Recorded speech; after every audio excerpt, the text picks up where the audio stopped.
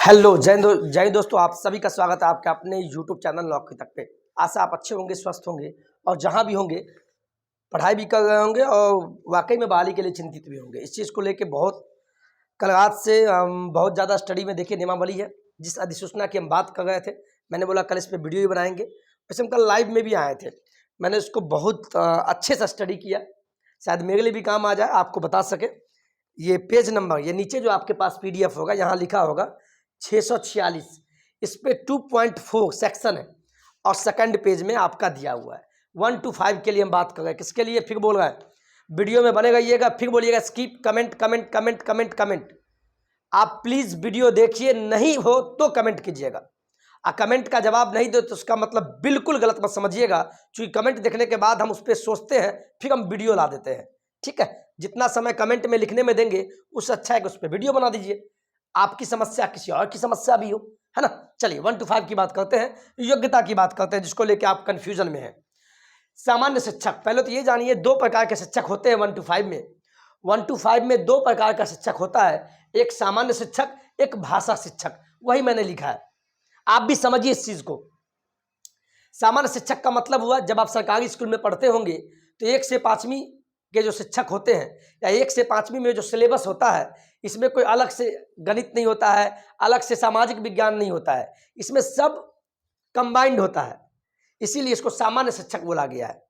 और दूसरा भाषा शिक्षक, जैसे मान लीजिए 1 to 5 में उर्दू का शिक्षक होता है, उर्दू वाले जानते होंगे, या बांग्ला वाले, यानी 2 प्रकार के शिक्षक होते हैं, सामान्य और भाषा। तो आप सभी का ज़्यादा कन्फ्यूजन है, क्योंकि जो भी सीटेट का पेपर 1 पास होंगे या कुछ साथी BEd किए होंगे या DLED किए होंगे, उनके मन में एक दुविधा ये है कि सर हम शिक्षक बन सकते हैं क्या, कुछ समस्याएं आपके मन में है। सभी का जवाब धीरे धीरे देंगे। मेरे पास स्क्रीन पर आपको हम दिखाने के लिए हम ये भी दिखा सकते हैं, देखिए आप पढ़ लीजिएगा। ठीक है, ये नियमावली का हम लगा दिए हैं, इसको इतना पढ़ेंगे तो आप लोग कन्फ्यूजन में आ जाएंगे। हम सिंपल वे में अपने तरीके से बताते हैं, हम पे ट्रस्ट करके चलिए। ठीक है, यही सब लिखा हुआ है। विद्यालय अध्यापक के मूल कोटि के पद पे, यहाँ विशेष शिक्षक नहीं है, 2-3 पेज बाद 1 to 5 का विशेष शिक्षक भी है, वो आपके लिए नहीं है, विशेष वालों के लिए है, जो फिजिकली हैंडीकैप्ड है, जो दिव्यांग है, आपके लिए सिंपल ये होगा 2.4 में यहाँ देखिए, विद्यालय अध्यापक के मूल कोटि के 1 से 5 के पद पे नियुक्ति हेतु शैक्षणिक एवं प्रशैक्षणिक योग्यता क्या क्या है। ठीक है, तो देखिए ये पहला योग्यता है। पहला में अगर ये लिखा है, या तो ये होना चाहिए या ये, अथवा का मतलब या ये या ये या ये। ठीक है, चलिए, और खासकर हम शुरुआत करते हैं जो भी BTech किए हुए, इंजीनियरिंग किए हुए, जो BE किए हुए, बैचलर ऑफ इंजीनियरिंग, वो सभी एलिजिबल है भाई। यहां देखिए ना आप, ये देखिए, क्या टेंशन में आ गए आप, जब साफ लिखा हुआ है 50% अंकों के साथ स्नातक। स्नातक में क्या, आप बताइए, स्नातक में क्या क्या आ गया? स्नातक में सब आ गया, या कोई BA किया हो, या BSc किया हो, या BCom किया हो, या BTech किया हो। समझिए बात को, अगर नहीं देगा तो उस पर केस होगा, और क्या होगा, या कोई BE, इसी का नाम BE है। ठीक है, या BCA किया हो, या कोई BBA किया हो, सबका नाम लीजिए। स्नातक के साथ अगर उसने BEd किया है तो बिल्कुल एलिजिबल है। हम स्नातक से स्टार्ट किए हैं, आप तो वीडियो से भाग जाइएगा, बिल्कुल नहीं भागना, आगे भी बताएंगे आप कहां पे फंस गए BEd वाले, जो BTech किए हुए इंजीनियरिंग वाले, उसका भी, लेकिन आप एलिजिबल है। चलिए स्टार्टिंग से बात करते हैं।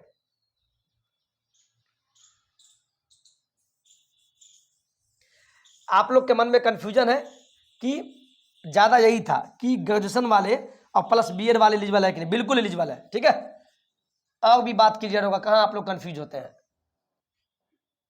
पहला पॉइंट देखिए क्या लिखा हुआ है, न्यूनतम, यहां आप लोग कंफ्यूजन है, बिल्कुल नहीं। पहला, न्यूनतम 50% अंकों के साथ उच्चतर माध्यमिक, यानी आपका इंटर होना चाहिए, इंटर होना चाहिए, और इसमें भी 50% मिनिमम होना चाहिए।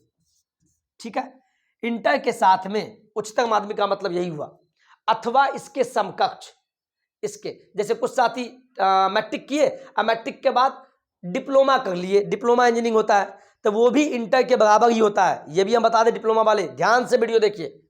तथा प्रारंभिक शिक्षा शास्त्र में, यानी डिप्लोमा की हो, द्विवर्षीय डिप्लोमा, यानी शिक्षा शास्त्र में, यानी आपका जो इंटर के साथ DLED होना चाहिए। समझिए, पहला पॉइंट आपका यही था। 50% इंटर में होना चाहिए, साथ में डीएलएड वो भी 2 वर्षीय वाला, 2 वर्ष वाला डीएलएड होना चाहिए, तो आप एलिजिबल हैं। पहला समझ गए, जो भी इसमें आते हैं देख लीजिए। अब चलते हैं दूसरा पे, इस पे।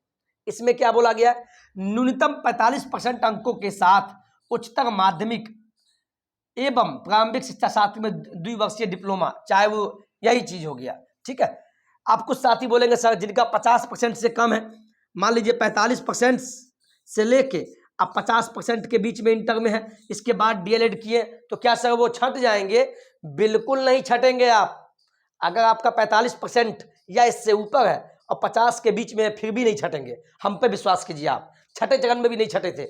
इसका अलग से लेटर निकलता है, सामान्य प्रशासन विभाग होता है जो आरक्षण देता है उम्र का, कि आपकी उम्र ये होनी चाहिए, और उसके अंदर और भी क्लॉजेज होते हैं जिसमें आपको बताया जाता है आरक्षण के आधार पे। जैसे कोई ईबीसी में आते हैं, कोई BC2 में आते हैं, कोई SC/ST में आते हैं, तो उन सभी के लिए 45% से ऊपर और 50 के बीच में है तो वो भी नहीं छटेंगे।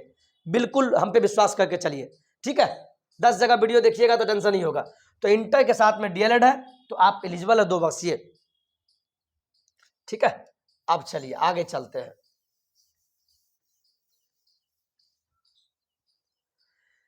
इसी प्रकार आगे देखिए, न्यूनतम 50% अंकों के साथ उच्चतर माध्यमिक यानी इंटर होना चाहिए तथा 4 वर्षीय BLED होना चाहिए। ये अलग चीज है, जो किए हैं वो समझ गए होंगे। इंटर में उनका 50% होना चाहिए या इसके समकक्ष कुछ भी हो, ठीक है। समकक्ष में आ गया, इसके समकक्ष अथवा इसके समकक्ष का मतलब हुआ इसके बराबर। फिर बोल रहा है मैट्रिक करने के बाद जो 3 वर्षीय डिप्लोमा होता है, डिप्लोमा इंजीनियरिंग, तो वो भी इंटर के बराबर ही होता है, इंटर साइंस के बराबर होता है, ठीक है। इसके बाद डिप्लोमा के बाद अगर आपने 4 वर्ष का 4 वर्षीय BLED किया है, BLED बीएड नहीं BLED, वो भी 4 वर्षीय वाला, 4 वर्ष वाला इसके साथ में, तो भी आप एलिजिबल है। समझ गए? चलिए अब आते हैं तीसरा, ये विशेष शिक्षक के लिए है, जो भी दिव्यांग कैटेगरी में आते हैं उनके लिए। साफ लिखा हुआ है 50% आपका इंटर में होना चाहिए या इसके समकक्ष, और साथ में शिक्षा शास्त्र। शिक्षा शास्त्र का मतलब हुआ कि आपने प्रशैक्षणिक किया हो, बीएड या डीएलएड, विशेष शिक्षा में द्विवर्षीय डिप्लोमा, 2 वर्ष का आपका डीएलएड हो लेकिन विशेष शिक्षा में हो, तभी आप 1 to 5 के शिक्षक बनने के योग्य हैं। समझ गए? चलिए अब आगे चलते हैं। मुझे पूर्ण विश्वास है आपको बहुत अच्छा वीडियो लग रहा होगा। सीधे भागने से नहीं होगा, सोचते हम मेरा आए निकल गए, तो ऐसे नहीं होगा, तब शिक्षक बनने के योग्य नहीं है आप लोग, प्लीज। अब देखिए अथवा, अब ऐसे भी अभ्यर्थी बनेंगे। यहाँ देखिए, जो स्नातक किए हैं, साथ में प्रारंभिक शिक्षा में द्विवर्षीय डिप्लोमा किए हैं। मान लीजिए कोई साथी ग्रेजुएशन कर लिए, मान लीजिए कोई साथी BA किए हुए हैं, BA, BSc, BTech, BCom, इसके बाद उसने 2 वर्ष का DLED कर लिया, तो वो भी साथी एलिजिबल है। कुछ साथी ग्रेजुएशन के बाद भी DLED किए हुए हैं, ज़्यादा साथी बिहार में यही है, तो ये भी एलिजिबल है, ध्यान रखिएगा। और एक लास्ट पॉइंट, जो अभ्यर्थी ग्रेजुएशन किए हुए हैं, ग्रेजुएशन में जो भी और साथ में BEd किए हुए, BEd, वो भी एलिजिबल है, ठीक है। अब बीटेक वाले बोलेंगे, खासकर बीटेक वाले, BBA वाले, BCA वाले, वो भी एलिजिबल है। बाबा बोल रहे हैं, बिंदास रहिए आप लोग। BA वाले तो कन्फ्यूजन नहीं है, खासकर बीटेक या उसी का दूसरा नाम BE या BBA, BCA, सभी एलिजिबल है, ठीक है। चलिए वो उसी का हम बात करते हैं। देखिए यहाँ मैंने जो लिखा है, अब यहाँ देखिए आपको समझ में आएगा, अब आएगा पॉइंट पे समझ में, अगर बने हुए हैं तो। सामान्य शिक्षक के लिए, सामान्य शिक्षक की बात कर रहे हैं, भाषा के नहीं। इसकी योग्यता क्या है?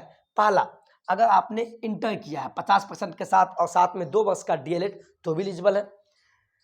दूसरा, बिहार में जो ज़्यादा कन्फ्यूजन आप लोग होते हैं यहाँ, वो देखिए, इंटर के साथ आपने DLED किया और साथ में CTET का पेपर 1 है, तो आप एलिजिबल है, बिहार शिक्षक बहाली जो होने वाला है।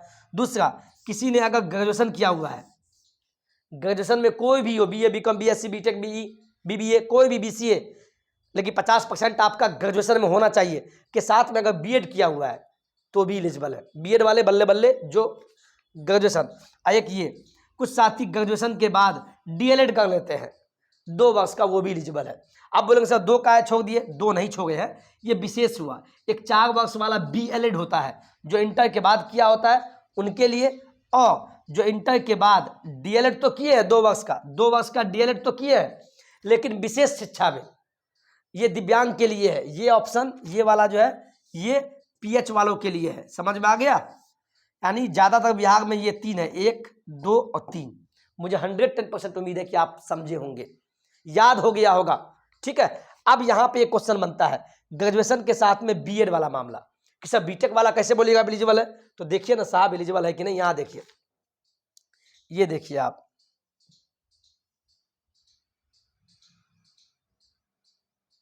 आप लोग इसमें कंफ्यूजन में है। सेकंड पेज नंबर पे है ये वाला पॉइंट, इसमें जो भी टेक्निकल डिग्री वाले इसमें कंफ्यूज हो गए हैं।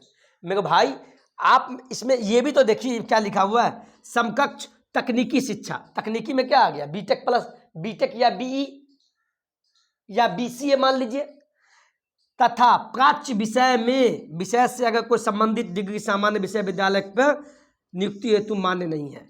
इसके साथ में मान लीजिए कोई तकनीकी डिग्री लिया हुआ है, आप यहाँ पे तकनीकी डिग्री के साथ में कोई प्राच्य भाषा में प्राच्य भाषा के साथ अगर उसने कोर्स किया हुआ इसके साथ में ये, तो वो अध्यापक नहीं बन पाएंगे।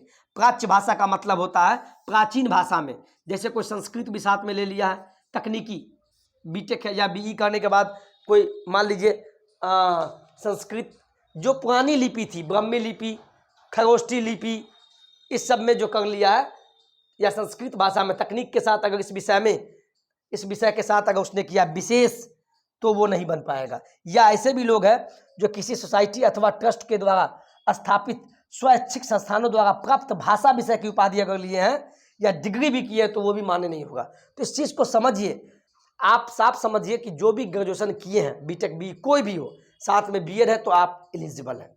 आंख मूंद के आप भागिएगा, ठीक है। और मुझे पूर्ण विश्वास है कि आपको वीडियो बहुत अच्छा लगा होगा, क्योंकि कोई वीडियो अगर बनाते हैं योग्यता पर आधारित, तो आपके लिए इसमें एक चीज़ कॉमन है, एक चीज़ आप कन्फ्यूजन होंगे, एक चीज़ और लिखा हुआ है, एक चीज़ हम और बता दें।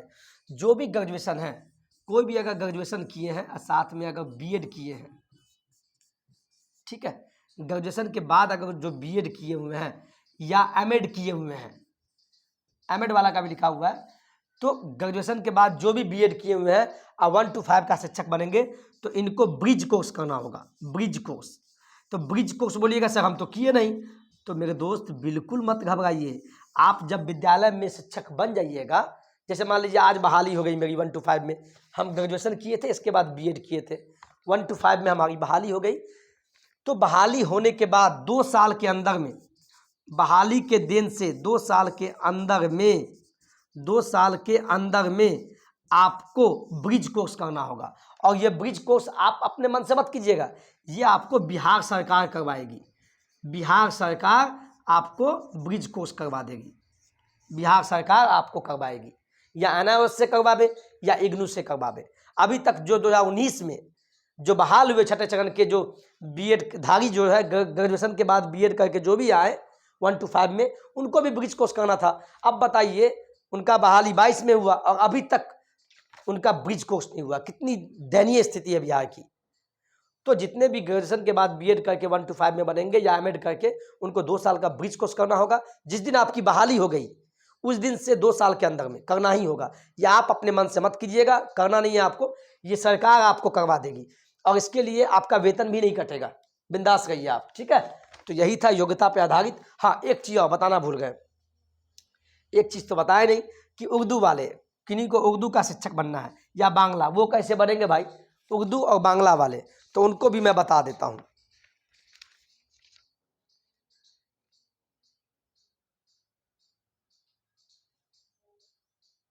चलिए यहाँ देखिए, उर्दू और बांग्ला वाले समझ जाइए।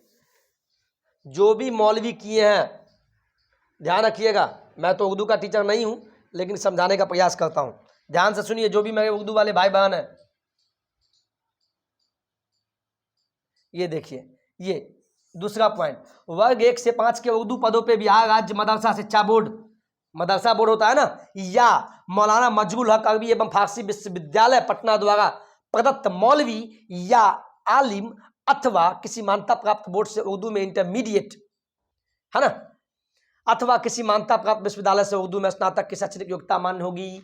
यानी जो भी साथी यहाँ ध्यान दीजिए आप, जो भी साथी उर्दू के शिक्षक बनना चाहते हैं 1 to 5 में, ध्यान से, उनके लिए या तो यहाँ लिखा हुआ है मदरसा बोर्ड या मौलाना हक ये प्रदत्त वाला मौलवी, या तो वो मौलवी किए हो, मौलवी की डिग्री लिए हो, मौलवी की डिग्री लिए हो, या आप आलिम की डिग्री लिए हो तब भी आप एलिजिबल हैं, या आप मान लीजिए इंटर किए, इंटरमीडिएट में आपका 50 नंबर का उर्दू हो।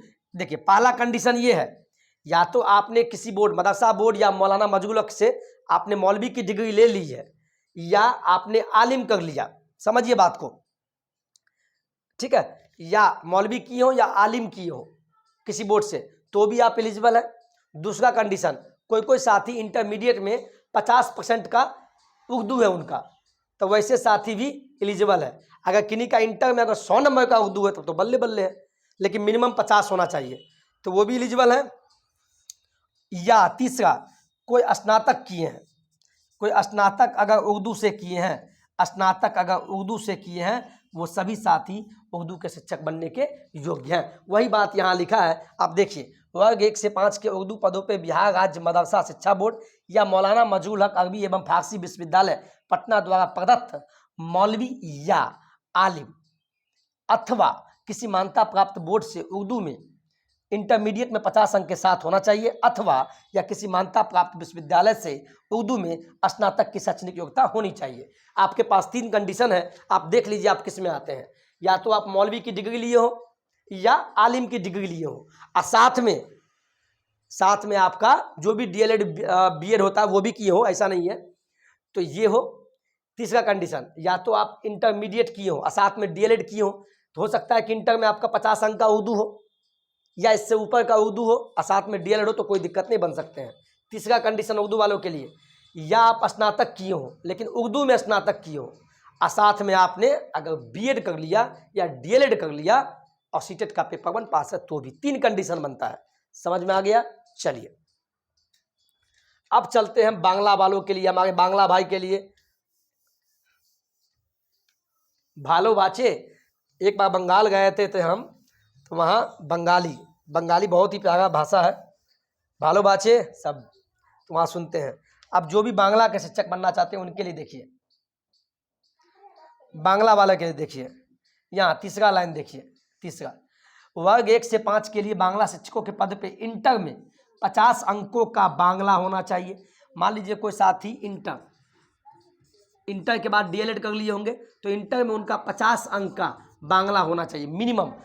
अगर 100 अंक का बांग्ला लिए हुए हैं तब तो आप बल्ले बल्ले है, लेकिन मिनिमम 50 अंक का बांग्ला होना चाहिए इंटर में, और साथ में आपका डीएलएड होना चाहिए और सीटेट का पेपर 1, पहला कंडीशन। दूसरा कंडीशन, अथवा किसी मान्यता प्राप्त विश्वविद्यालय यानी यूनिवर्सिटी से बांग्ला में आपका स्नातक होना चाहिए। या ऐसे भी कुछ साथी है जो स्नातक तो किए हैं, स्नातक आपका बांग्ला से होना चाहिए। आपने अगर स्नातक बांग्ला यानी आपने ऑनर्स अगर बांग्ला में किया है और उसके साथ में आपने बीएड कर रखा होगा या डीएलएड और साथ में पेपर 2 पास होंगे, तो आप बिहार शिक्षक बहाली के लिए योग्य है। समझ में आ गया? वीडियो थोड़ा लंबा हुआ होगा, लंबा क्या होगा, जब आपको कंसेप्ट क्लियर होता है तो लंबाई वीडियो का पता ही नहीं चलेगा। तो हम आपको बताने का प्रयास किए जिससे कि आप हमारी भाषाओं को समझे। हम कल बोले थे आपको कि बताएंगे, ये अधिसूचना है, नियमावली में योग्यता क्या रहेगी ये है, ठीक है। तो बिंदास आप लोग रहिए, कोई दिक्कत हो आप लोग परेशान मत होइए, गुस्सा मत कीजिए, पढ़ाई में लग जाइए। एक तरफ कोर्ट केस किया जा रहा है और वाजिब सी बात है, इतना पेच लगा दिया नियमावली में कि आप समझ नहीं सकते हैं। तो जिसको फायदा नहीं होगा वो तो केस करेगा ही, और जिनको फायदा, जैसे हमारे 6ठी से 8वीं वालों में, अब 6ठी से 8वीं में 0 सीट है, ये गलत है कि नहीं बताइए? भले 1 to 5 में, अगर 6ठी से 8वीं में सीट आ जाए तो वही बीएड धागी जो बीएड किए हुए हैं ग्रेजुएशन के बाद, तो 1 to 5 में अगर पास भी होते हैं, 6 to 8 में ही पास हो गए तो 6 to 8 में घुस जाएंगे वो, तो 1 to 5 का कंपटीशन कम होगा कि नहीं? तो जो भी 1 to 5 वाले हैं, जो साथी हमारे डीएलएड किए हुए हैं, वो आपस में नहीं झगड़े, लेकिन गलत हुआ है। 6 to 8 में बिल्कुल सीट आना चाहिए, उसको लेके कोर्ट केस भी होने जा रहा है और हुआ भी है। तो इसमें आप इसको उल्टा नहीं समझे। हाँ, बहाली में हो सकता है स्टे लग जाए, थोड़ा दिन के लिए फंसा गए तो ये, लेकिन पढ़ना बंद मत कीजिए, अब भी हम आपको बोल रहे हैं। तो मुझे पूर्ण विश्वास है कि आपको समझ में आया होगा। ये मेरा वीडियो था आप सभी के लिए, योग्यता पर आधारित कक्षा 1 से 5 के लिए, सामान्य शिक्षक या भाषा शिक्षक। शायद मुझे उम्मीद है कि आपको क्लियर हो गया होगा। वीडियो अच्छा लगा हो तो अपने दोस्तों के बीच इसको शेयर कीजिए, इसलिए कि उसको भी कंसेप्ट क्लियर हो, मेरे लिए नहीं। आपके हमारे माता पिता का आशीर्वाद, सब कुछ ठीक हो गया, आपके लिए हम सोच रहे हैं। बने रहिएगा नौकरी तक पे, जिससे कि आपको सटीक जानकारी मिले। जब भी आपको वीडियो, मैं कुछ साथी को बोलना चाहूँगा जो लोग, ये देखिए, कुछ साथी यूट्यूब खोलिए, जब भी मेरा वीडियो नहीं मिले, जब भी आप खाली बैठे रहते हैं तो यूट्यूब खोलिए और यूट्यूब के सर्च बार में ऊपर में सर्च है, देखिए ये सर्च पे जाके आप नौकरी तक लिखिए।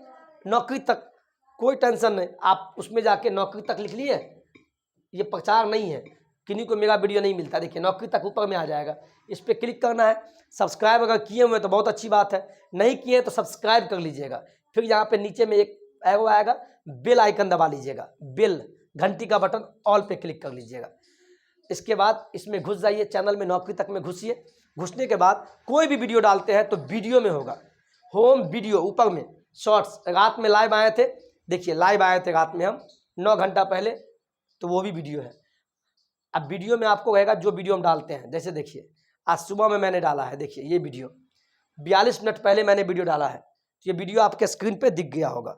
कोई भी वीडियो हम डालते हैं तो वीडियो में जाके देख लीजिए, किसी से पूछने की जरूरत नहीं है। और मैंने कल बोला था बैगन लेटर की सच्चाई कल के वीडियो में हम बताएंगे, पता लगाएंगे तभी। और अभी मैं वीडियो डालूंगा तो इसी वीडियो में रहेगा, समझ गए। चलिए आज के वीडियो में इतना ही। जय हिंद, जय भारत।